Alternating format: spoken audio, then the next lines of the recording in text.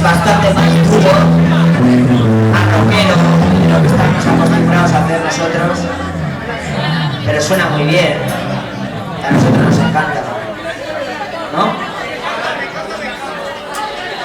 Pues venga, vamos a ir, perdido, ¿vale?